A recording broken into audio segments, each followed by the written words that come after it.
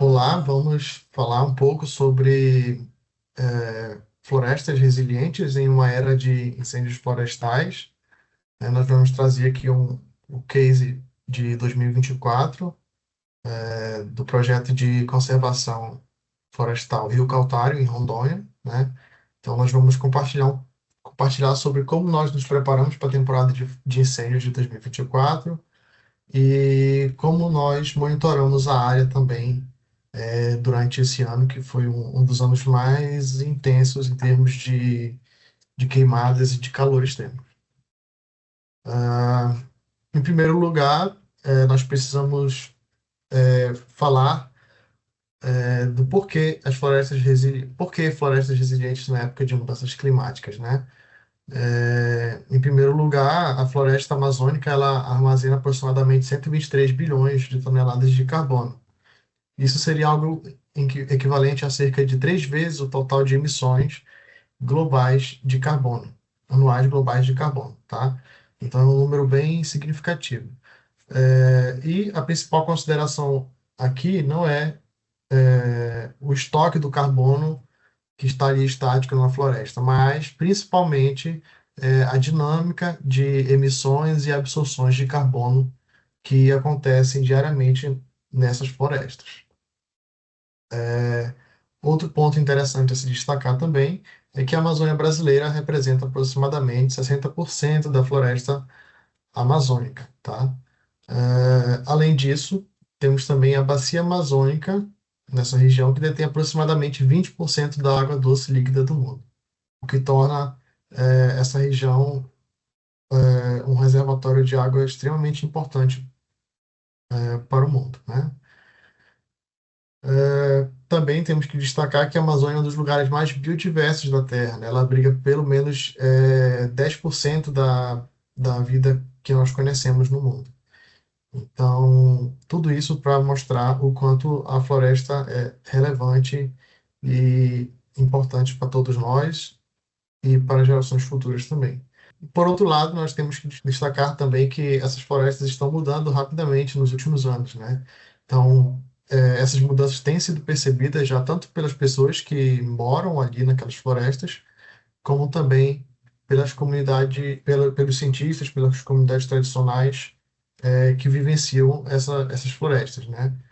E atualmente nós estamos na estação seca no sul da Amazônia, né?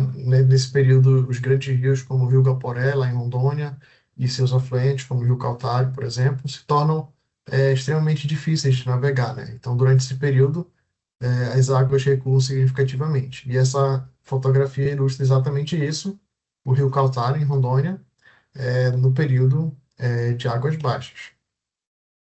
Então, esses sinais são percebidos, né? As pessoas que moram ali, que trabalham, que vivem nessa região, detectam essas mudanças, né, no seu estilo de vida diário ali, e isso tem causado uma série de transtornos, né, nos últimos anos.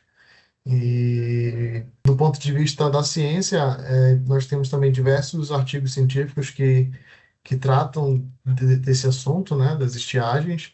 Então, esses incêndios e esse calor extremo têm sido apresentado na literatura científica e a perda e a degradação florestal, que tem se acumulando nos últimos anos, tem reduzido a ciclagem de umidade, né?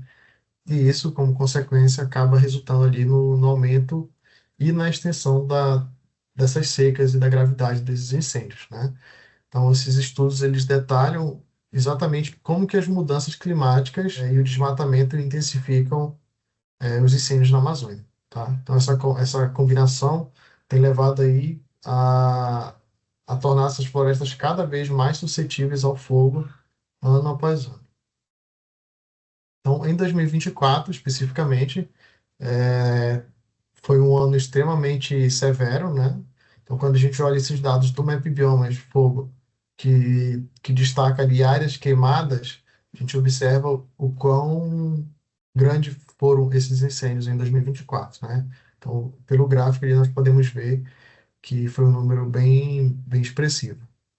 E se a gente for comparar essa unidade de área queimada nós poderíamos comparar com uma área próxima do tamanho da Califórnia. Então, é uma extensão muito significativa. A gente chega, então, em como nós estamos agindo em frente a esses incêndios, né? Como nós estamos combatendo esses incêndios florestais e protegendo essa que é uma das partes mais secas da Amazônia. Em primeiro lugar, essa região se chama Resex Rio Caltário, que fica ali em Rondônia.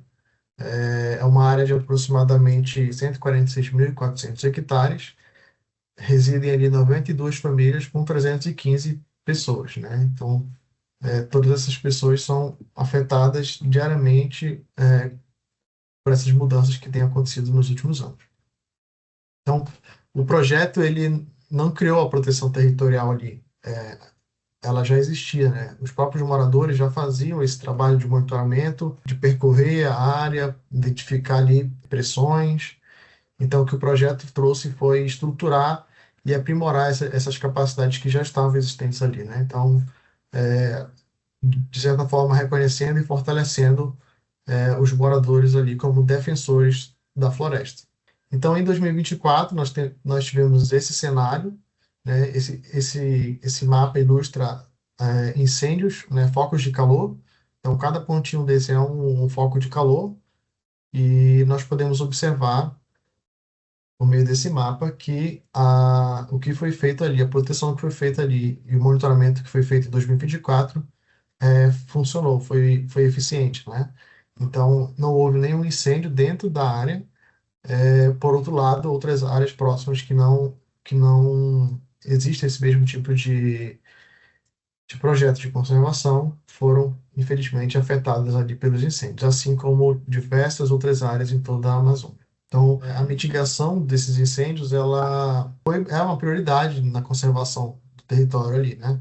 Razão pela qual nós conseguimos manter livre essa área dos incêndios. Então, como nós fizemos isso? Em primeiro lugar, nós contamos com monitoramento em tempo real, com tecnologia de ponta e suporte técnico especializado, né?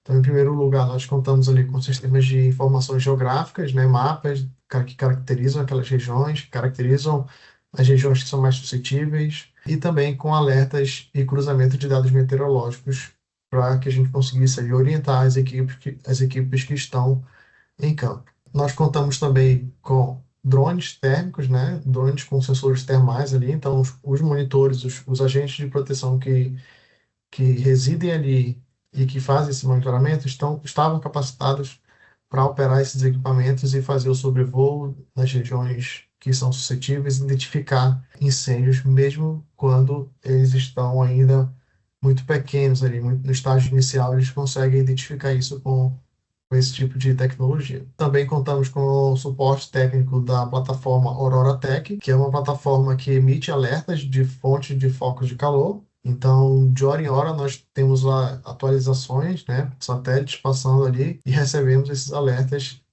de hora em hora. Então, a gente consegue reagir muito rapidamente quando há um foco de calor. Além disso, o Aurora Tech também fornece outros tipos de dados, como, por exemplo, dados meteorológicos, como vento e umidade, né, que são características extremamente importantes ali para a gente avaliar aquele cenário de incêndio e um possível cenário de propagação desse incêndio, né? E aqui, gestão comunitária participativa, eu convido o Trindade, que vai compartilhar sobre como nós operamos ali em campo, né, no dia a dia ali para combater esses incêndios.